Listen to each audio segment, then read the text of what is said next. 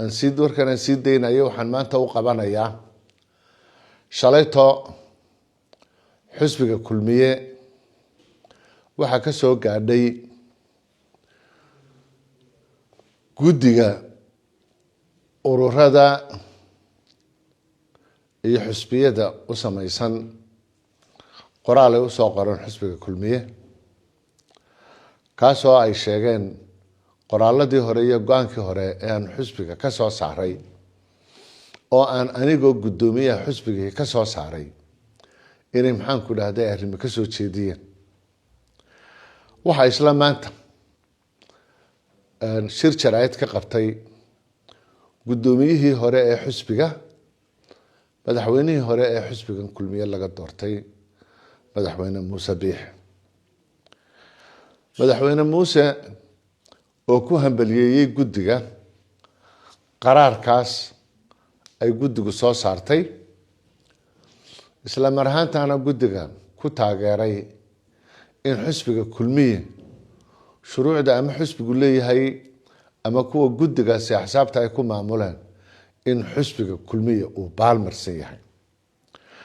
مركا وقوه الرئيسة حسبك كل مية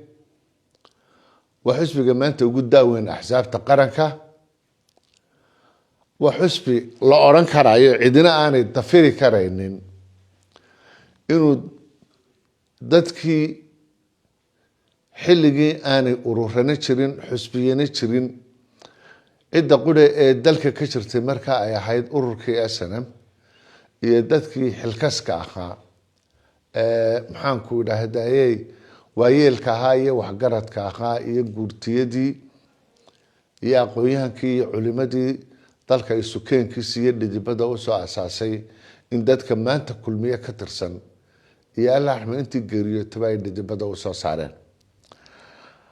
wax xusbi la hubo cid walibana ka marqaati firayso way aragnimada siyaasiga ee uu leeyahay inaan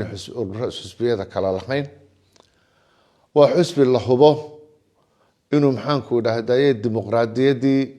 يهرقلنت النظام كي الدولة نمو الشرعية دي قرنك وحلا يدا الله عن أوردر وهو كان سننتي سيوساقو بديهي وحسب الله باشا مدحوينة لقد دورتي وحسب أفرية 8 سنة سو هيي 3 دالك وحسب الحاكم سو أحمد أرنت ما أنت شرطة حسبك كل مية أنا أقول ما أنت قدوميه ساعة ودلك أفر تيقف وجوه الرئي هلقا كبلعبه كمدعة كان النولعة سومالي لان سبيه النماء عن حلبها إنين مددر كسو تشوغي انتي إمك حسبك كل مية وهيي أو قولا نحل هيي إنان أنيقا يددك حسبك هو يا أرقا اللوغا بقى إنين إنا يترشيرا hase ahaatee hadallada maanta soo baxay waxaa nasiib darraa go-aanka maanta ay soo saartay shalayta ay noo keentay oo bishii 26 ahayd 5 casho ama wiil ku dhawaad ka hor raadiyo yaroo Muuse Agyaala ayaa sheegay in la soo celinayo qoraalkii xisbiga kulmiye maantana gudoomiyihii hore xisbiga ayaa warkiisa mucdiisu ay tahay in xisbiga go'aanka iyaguna uu baalmarsan yahay xeerkan gudiduna ay tahay sharciga iyo wadada sharciga nagu soo celinayso horta gudida waxaan ugu mahadnaqayaa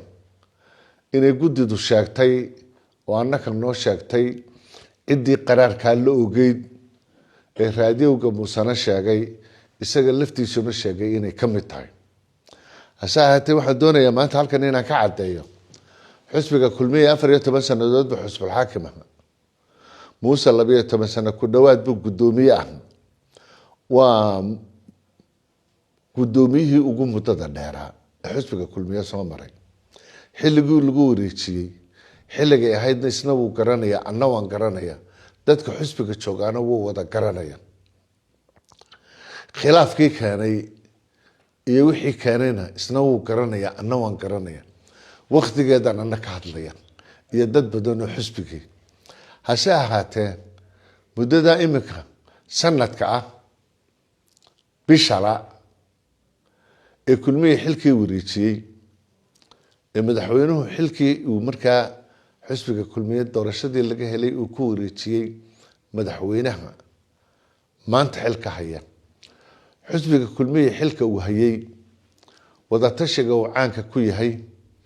gudiyadiisa fulinta ee uu maxaanku dhahdayay uu leeyahay hoggaanka xisbiga isaga oo muuse uu yahay guddoomiyihii xilka wareejiyey madaxweynihii xisbiga laga doortay aynaanu maalin qudh ah saacad qudh ah daqiiqad qudh ah golayaasha sharci ee dalka uu leeyahay maalin aanu fadhiisan maalin aanu taladiisa ka dhiibanin bilcagase ay mar walba ku jirtay shirar aanu isagu xaq u lahayn oo liiskooda iyo tiradooda la hayo inuu maxaanku dhahdayay gurigiisa isagu ku shirayay gurigiisuna ma aha meesha xisbiga laga maamulo guriga meesha laga maamulo waa xarunta xisbiga waxaa caddaana inuu isagu hayay oo soo bandhigayay ciduu doonayay inay xisbiga kulmiye guddoomiye ka noqoto sharciga uu u leeyahay iyo meesha uu marinayo isagaa yaqaana arrintaasi waxa ay ku eg tahay maanta shirarka xisbiga hadday ururku ka hadlayo iyo haddii uu isagu ka hadlayo oo intii aanu arrimahan wadnay dareemo fara badan iyo diidmo fara badan isagu uu ka waday ayaa waxa maxaanku dhahdayay ay arrintu ku soo baxaysaa inuu maanta isaga laftiisa uu ka hadlayo muddaynta shirkii xisbiga kulmiye ee shirweynihii xisbiga ee muddayntiisa aanu samaynay ee guddi fulin ay soo martay ee anigu aan guddoomiyey cidda maanta wax laga weydiinayaa muuse biixi maaha cidda wax laga weydiinayaa waa aniga cidda go-aanka lehina waa aniga sidaana waxaa odhanaya xeerka xisbiga kulmiye u yaala ee uu shalata isagu guddoomiyaha ku ahaa ee aniga iyo inta kale ee rag leh ee habla leh ee ilaa aasaaskii kulmiye mujaahidkii mudanihii madaxweynihii halgamaagii weynaaye axmed silaaye ee xisbigan aasaasay ay kula soo shaqaynayeen ayuu maantana xisbiga kulmiye ku shaqaynaya nasiib daro raggaas maanta hoggaanka ku jira ee guddiga fulinta ku jira hablaha ku jira ee dhammaan gobollada dalka wada jooga waa intii kulmiye ee laga bilaabo anigu aan sidii kula soo shaqaynaynay haddaanu isagu maanta aniga iyo xisbiga kale midna kula soo shaqaynaynin xeerar buu xisbigu leeyahay arrintaa maxaanku dhahdaa ayay dabar u noqon karta anigana ay noqon kartaa isagana u noqon karta arrintu marka ay sidaa tahay xisbigan laba meelood loogama taliyo xisbigan laba qof uma kala taliyaan xisbigani wuxuu leeyahay guddoomiye keliya guddoomiyuhuna waa aniga xisbigu wuxuu leeyahay hoggaan keliya hoggaankiisuna waxa weeye waa guddoomiye ku-xigeenka koowaad iyo ka labaad iyo ka saddexaad iyo afraad iyo xogyaha guud xisbigu wuxuu leeyahay guddi fulineed intaasi waxay ku shaqeeyaan xeerka iyo sharciga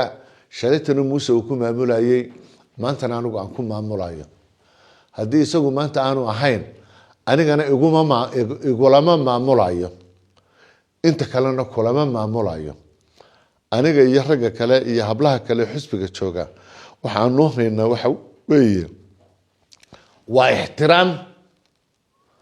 iyo xeerka xisbiga inuu siinayo inuu guddiga golaha dhexena ka mid yahay guddiga fulintana ka mid yahay haddii intaa laysla dhaafo waxa ay noqonaysaa xeerka xisbiga waxa uu qorayo cidda maamulaysa ayaa maamulaysa ciddaasaana go-aamo ka gaadhaysa arrinta guddiga saddexda xusbiba qoraal bay usoo qoreen marka ugu horeysa qaranka Somaliland waxa ugub ku ah siyaasadda adduunkana waxa ugub ku ah xeerarka adduunyada lagu maamulana waxa ugub ku ah guddi teena oo kala ah oo marka warqad qoraysa warqad u wada qortaan gudoomiyaha xisbiga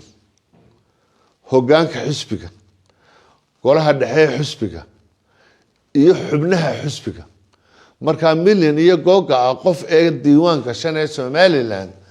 ayaa maanta warqadooda hore ay ku wada socotaa tuumos ixtiraamayo ee uu ka hadlayaana waa taa maanta iyaga la hadli mayno xeer baa noo dhaxeeya xeer baa xisbiyadu leeyihiin dastuur baa qaranku leeyahay hay'ado qaran oo xeerarkan iyo sharciyada dalka qaabilsan baa jira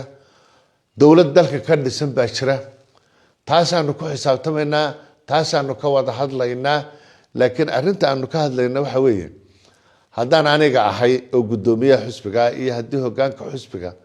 aan talada wada hayna ay tahay iyo haddii guddiga fulinka tahay xisbiga kulmiye meel la kama darjeedin meel la maxaan ku idhaahdayay kagama khaldamin sharciyada dalka ka jirta dadka xisbiga maamula waa dad ka fac weyn waa dad ka waaya aragsan waa dad aqoon-yahan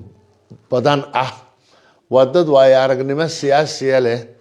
ilaa 2002 intii axsaabta siyaasiga ururada siyaasiga la furay axsaabta siyaasiga ay soo baxeen waa dad waaya arag oo aqoon-yahan oo ilaa iyo muddada ka soo shaqeynaya hawlaha siyaasiga waa mid anugu aan kuwaas ka mid ahay xisbigu markaa waxaanu leenahay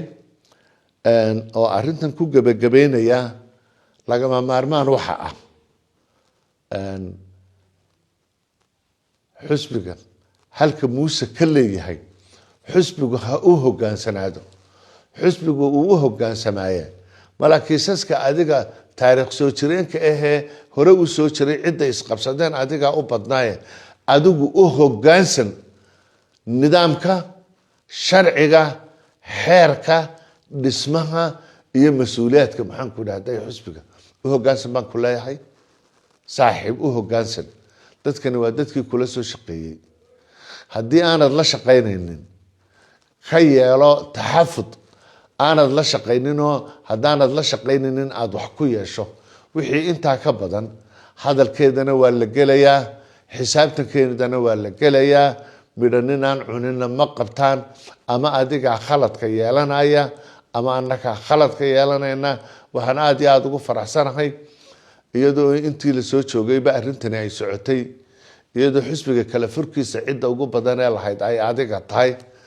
ciddii kala qaybinaysa ay adiga tahay ciddii musharaxiinta u kala sameynaysa ay adiga tahay inaad maanta ka hadasho aad iyo aad baan ugu faraxsanahay hadalku adiga qudha ku taagnaan maaye xisbiga dhexdiisana wuu taagnaanayaa waana laga soo wada hadlayaa arrintanina xisbiga dhexdiisay gelaysaa dadka kulmiye waxaan ugu baaqayaa xisbiga kulmiye in midnimadiisa aynu ilaalino xisbiga kulmiye hadallada la doonayo in lagu kala qaybiyo inaan dhigna loo taagin xisbiga kulmiye inaynu ilaalino xisbinimadiisa iyo jiritaankiisa guddidana waxba ha ku dheg taagina inta imika maanta ka socotee mas-uuliyadda waxaa qaadanaya la xisaabtankooda guddiga fulinta ee xisbiga iyo hoggaanka xisbiga waxaan aad iyo aad uga xumahay saaxiibkay muuse inay hadalkiisa maanta ku jirto dhalinyaro xisbiga kulmiye ah ayaa guddoomiyaha iyo xilka xisbiga maanta ayaa waalaya waa marka ugu horeyse horta xisbiga kulmiye asal ahaantiisa taariikhda dadweynuhuna way la qari doonaan laguma hayo dhalinyaro hablo iyo inama ah oo asluubaadkooda iyo akhlaaqiyaadkoodu